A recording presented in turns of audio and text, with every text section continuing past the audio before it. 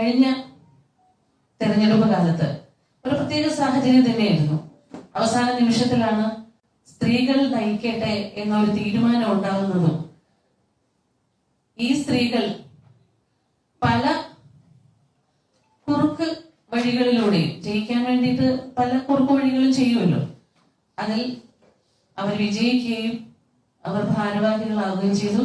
അതിൽ പലർക്കും പല സംശയങ്ങൾ ഇപ്പോഴും നിലനിൽക്കുന്നുണ്ട്. എന്നാൽ തെരഞ്ഞെടുക്കപ്പെട്ടതിന് ശേഷം ഈ ഭാരവാഹികളെ ഞങ്ങൾ അംഗങ്ങൾ എല്ലാവരും തന്നെ പൂർണ്ണ സപ്പോർട്ടോടുകൂടി തന്നെയാണ് നിന്നിട്ടുള്ളത്. പക്ഷേ അവർ അമ്മയിലെ അംഗങ്ങളായ ഈ 500 ശിഷ്ടം ആൾക്കാർക്കും ഒരു രീതിയിലുള്ള അംഗങ്ങളുടെ ക്ഷേമത്തിന് വേണ്ടി ഒരു രീതിയിലും അവർ പ്രവർത്തിച്ചിട്ടില്ല.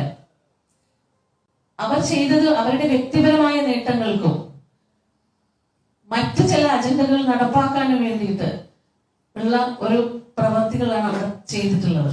അതിനെ തുടർന്ന് പിന്നെ അധികാരമോഹം, ഞാനാണോ വലുത്, നീയാണോ വലുത്, പ്രസിഡന്റും സെക്രട്ടറിയും തമ്മിലുള്ള ഈഗോ ക്ലാഷ്, രണ്ടുപേരും രണ്ട് ചേരിയിലായിട്ട് നിന്ന് രണ്ടുപേർക്കും അവരുടെ കൂടെ നിൽക്കുന്ന ഈ കമ്മിറ്റിയിലുള്ള ആൾക്കാരെ തമ്മിൽ പിരിപ്പിച്ച് അവരുടെ കൂടെ രണ്ടുപേരുടെയും കൂടെ നിൽക്കുന്ന ആൾക്കാരെ കൂട്ടുപിടിച്ചുകൊണ്ട് അങ്ങോട്ടും ഇങ്ങോട്ടും കള്ളക്കഥകളും ചെളിവാരിയറിയലും എന്തൊക്കെയോ നടന്നു. അതൊക്കെ ഞങ്ങളെ പോലുള്ള അംഗങ്ങൾ അറിയുന്നത് തന്നെ മീഡിയയിലൂടെയാണ്. പിന്നീട് ആ മീഡിയയിലൂടെ വന്ന വാർത്തകൾ കേൾക്കുമ്പോഴാണ് നമ്മൾ ഈ എക്സിക്യൂട്ടീവ് കമ്മിറ്റി അംഗങ്ങളെയും അതിനകത്തിരിക്കുന്ന ഭാരവാഹികളെയൊക്കെ വിളിച്ച് എന്താണ് അവിടെ സംഭവിക്കുന്നത്, വാർത്തകളൊക്കെ വരുന്നു. ഈ കാലത്തിന്റെ ഇടയ്ക്ക് അമ്മ സംഘടനയിൽ നടക്കാത്ത കാര്യങ്ങൾ, ഒരിക്കലും ഒരു സംഘടനയുടെ ഓഫീസിൽ നടക്കാൻ പാടില്ലാത്ത കാര്യങ്ങളാണ് ആ ഓഫീസിൽ നിന്ന് പുറത്തേക്ക് വന്ന വാർത്തകൾ. അപ്പോ ഒരു സ്ത്രീയെയാണ് ആദ്യം തന്നെ മാനേജറായ സ്ത്രീയെയാണ് അവർ പുറത്താക്കുന്നത്. അതിനുശേഷം അൻസിബ പല പ്രാവശ്യവും ഒരുപാട് പ്രാവശ്യം കംപ്ലൈന്റ് കൊടുത്തിട്ടുണ്ട് പല കാര്യങ്ങൾക്കും. ആ കുട്ടി തുടക്കം മുതൽ ആ കുട്ടിയെ അവിടെ ഒറ്റപ്പെടുത്തിക്കൊണ്ട് ഒരുപാട് അപമാനങ്ങൾ ആ കുട്ടിക്ക് സഹിക്കേണ്ടി വന്നിട്ടുണ്ട്.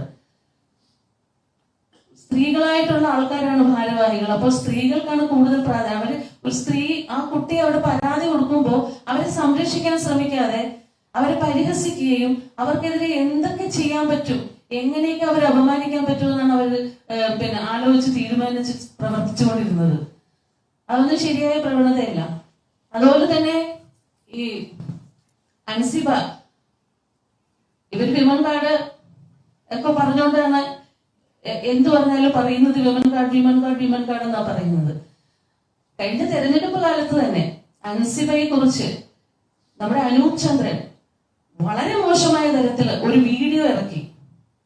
ആ വീഡിയോയെ കുറിച്ച് ശ്വേതാമേനോനോട് നമ്മൾ പറഞ്ഞപ്പോ നമ്മളുടെ സീനിയർ ആയിട്ടുള്ള ഒരു ലേഡി ആർട്ടിസ്റ്റ് ആണ് പറയുന്നത്, വളരെ മോശമായി പോയി, ഇങ്ങനെ ഒരു വീഡിയോ ചെയ്തത് വളരെ മോശം, കുട്ടി വളരെ മാനസികമായിട്ട് തകർന്നിരിക്കുകയാണ്, അതുകൊണ്ട് ഒന്ന് പ്രതികരിക്കണോ അതിനൊന്ന് പറഞ്ഞപ്പോ അന്ന് അവര് പറഞ്ഞത് എനിക്ക് വളരെ സന്തോഷമായി, അങ്ങനെ തന്നെ വേണം, അത് നന്നായി പോയി എന്നാണ് പറഞ്ഞത്.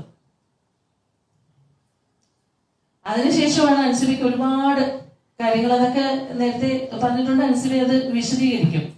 കഴിഞ്ഞ തെരഞ്ഞെടുപ്പ് അവര് കഴിഞ്ഞ ദിവസം ചെയ്തത്